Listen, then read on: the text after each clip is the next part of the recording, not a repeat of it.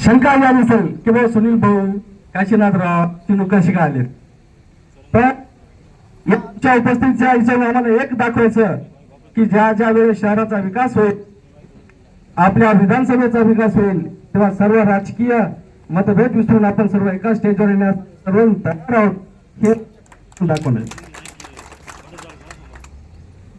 यापूर्वी सुद्धा आम्ही महाराष्ट्र नगरोत्थान विभागामध्ये हा जी योजना आहे, कारण या आपण ज्या वेळेस 2009 ला आपण मंत्री होता, मी तेव्हा नगराध्यक्ष होतो, त्यावेळेस केंद्र सरकारच्या योजनेतून आपण जवळपास 60 कोटीची पाईपलाईन योजना आहे,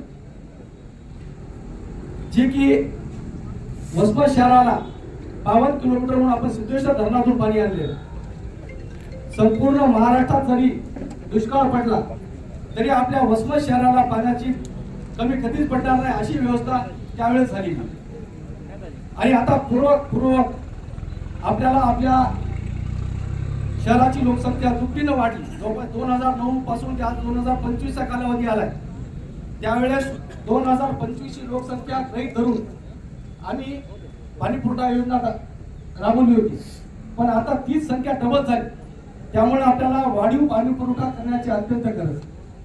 हे सुद्धा या आजच्या भूमिपूजनाच्या कार्यक्रमाच्या निमित्ताने मी आपल्याला सांगू इच्छितो. त्यातच आणखी दुसरा विशेष म्हणजे, कारण आपल्या शहरामध्ये पाण्याची व्यवस्था खूप आहे. पाण्याची आज साठवण जवळपास 40 लाख लिटर आपण पाणी साठवण करू शकतो. पण साठवण करण्यासाठी आपल्याला एकच स्रोत आहे, जे की आपल्या सिद्धेश्वर धरणातून येते. पण आता जनतेमध्ये बराच वेळेस रोज झालेला आहे, मोर्चे सुद्धा झाले, पण प्रशासनाची अडचण अशी आहे की आपल्याला औंढ्याहून पाणी भेटते. औंढ्याच्या फिल्टरवर तिथले जे आपल्याला जे एक्सप्रेस फिल्टर आहे चाळण्याहून आले, त्या एक्सप्रेस फिल्टरवर एवढे लोड टाकलेला आहे, त्यामुळं जवळपास 8 तास लाईट राहत नाही. त्यामुळे आपण शहराला पाणी वेळेवर देऊ शकत नाही. त्यामुळे आपण मध्यंतरी तुम्ही सुद्धा तुमच्या स्तरावर प्रयत्न केले भैया, आणि आम्ही सुद्धा एमएससीबीच्या सुप्रिटेंडेंट इंजिनियरला म्हणजे निवेदन देऊन काम सुरू केलं, पण आणखीनही काम ते पूर्ण झालेलं नाही. त्या कामावर आपण जातीने लक्ष घालून, कारण येणारा आता उन्हाळा आहे, उन्हाळ्याच्या दृष्टिकोनातून आपल्या शहराला पाणी कमी पडू नये यासाठी आपल्या सर्वांना प्रयत्न करावा लागणार आहे. त्यामुळं आपण सुद्धा एमएससीबीला जरा ताकीद देऊन औंढ्याकडची जी लाईन आहे, ही लाईन कंटिन्यू करण्यासाठी उपाययोजना त्वरित आणावी या ठिकाणी मी आपल्याला सांगू इच्छितो. त्याचप्रमाणे आपली जुनी जी योजना आहे, आपली पाणी पुरवठा योजना, जुनी पाणी पुरवठा योजना जी की आपण पांगऱ्याच्या धरणातून पहिले पाणी आणत होतो, ती योजना आपली सध्या बंद झालेली आहे. पण आता ती योजना सुद्धा आपल्याला चालू करायची आहे, कारण आपल्याच माध्यमातून 3 कोटी रुपये सुद्धा त्याला प्राप्त झालेले आहेत.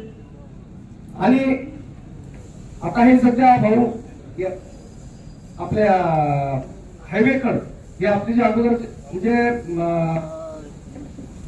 तुमच्या प्रसाद मंडळ कार्यालयाचे जे कार्यालय, त्या कॅनल पासून ते फिल्टर पर्यंत काम हायवेच्या पाठीमागे लागून आपण, कारण त्यावेळेस नगरपालिकेकडे मला बजेट असायचं आणि 6 कोटीचा बजेट आपण इन्व्हेस्ट करू शकत नव्हतो. त्यामुळे आम्ही नगराध्यक्ष शिवराज बोटेवार साहेब, आम्ही सर्वजण हायवेच्या पाठीमागे लागून त्या हायवे कडून आपण काम करून घ्यावं. आता जे पाईपलाईनचं काम चालू आहे, त्या हायवेच्या डिपार्टमेंट मार्फत काम चालू आहे, की जे की आपल्याला फिल्टर प्लॅन्ट पासून ते आपल्या कॅनल पर्यंत त्यांच्या हात जे आहे तेव्हा ते आपल्याला काम करून द्यायला. आणि भयाने सुद्धा 1.5 कोटी रुपये टाकून ते सुद्धा तेवढं काम चालू आहे. म्हणजे दोन्ही आपल्या सायमल्टेनियसली जर आपल्या पाणी पुरवठा योजना चालू झाल्या तर आपल्या शहराला पाणी 1 दिवसाआड देणं आपल्याला शक्य होईल. तेव्हा या कार्यक्रमाच्या निमित्तानं आदरणीय आमदार साहेबांना माझी विनंती हीच राहील की शहराच्या पाणी पुरवठ्याच्या दृष्टिकोनातून सुद्धा आपण प्रयत्न करावा. मी या ठिकाणी आवर्जून उल्लेख करू शकतो की शहरातला पहिला जर रोड कोणती चांगला केला तर आपल्याला साहेब तर साखरेताई तेव्हा उपाध्यक्ष होत्या नगरपालिकेचे, आणि आजी दादा या ठिकाणी जवळ तर पाण्याच्या टाकीजवळ अजितदादाचा ताईने सत्कार केला आणि तेव्हा ताईनं 25 लाख रुपये दिले होते.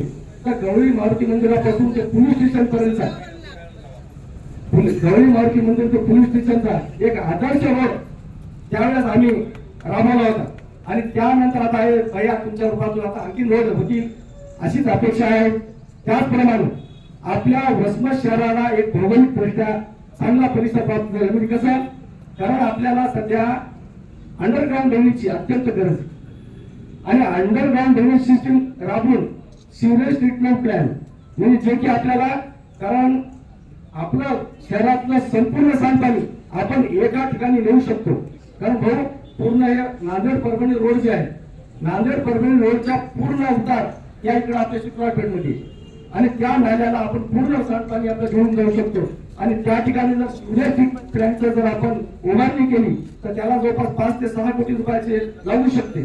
तर ही जी योजना आपल्या माध्यमातून झाली तर आणखी शहरवासियाला आपल्याला चांगलं एक स्तोत्र भेटल, विकास भेटल हीच मी आपल्या ठिकाणी व्यक्त करतो, आशा व्यक्त करतो. आणि ज्या ज्या वेळेस शहराचा विकास होईल त्या त्या ठिकाणी आम्ही आपल्या सोबत आहे एवढी आपल्याला ग्वाही देतो.